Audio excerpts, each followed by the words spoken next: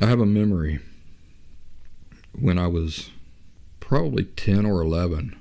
This show was on TV called Knight Rider.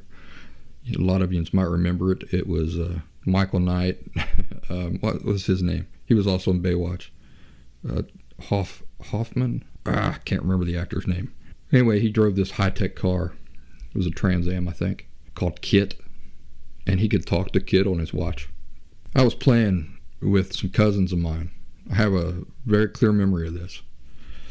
I have not only a clear memory of what I did and said and all that, but I have a perfectly clear memory of what I was thinking, what my intentions were during this experience. I had a digital watch, and we were playing up on top of the roof of this shed, and I was playing like I was Michael Knight, and that I could talk, that I had a car, a secret car that nobody knew about, that was KITT, and I could talk to my car on my watch. And at first my cousins were like, "Oh, you're out of your mind."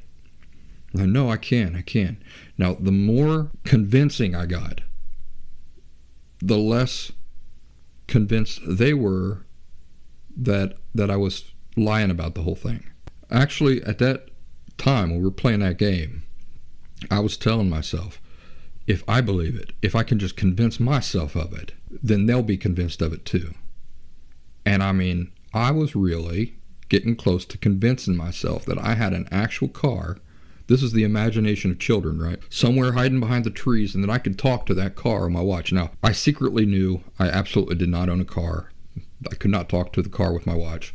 But I was selling it as good as I could, trying to will myself into believing it was true, even though I knew it wasn't true. And trying to convince my cousins, who were a few years younger than me, maybe 4 years younger than me.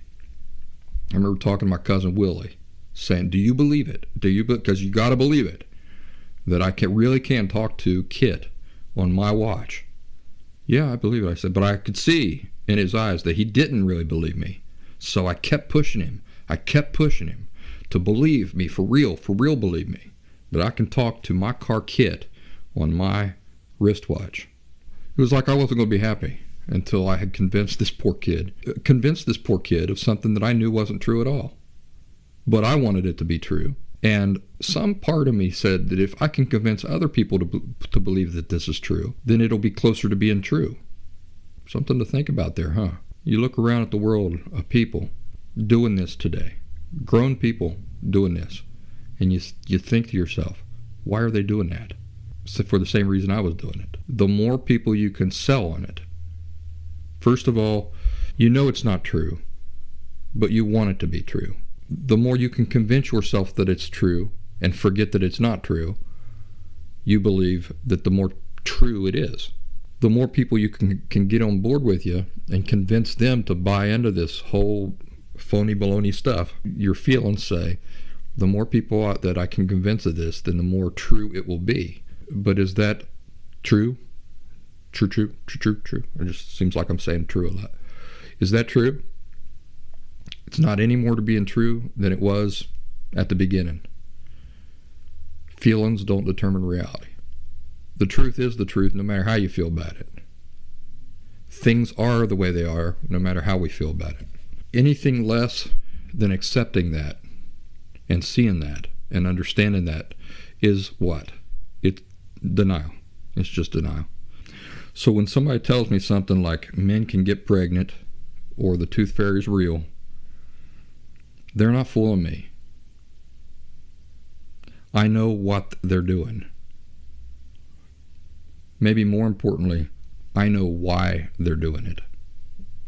And I don't legitimize stupid, fake, imaginary arguments. I don't legitimize them by getting pulled into an argument about whether or not the person's right or wrong. Because an argument like that doesn't deserve that.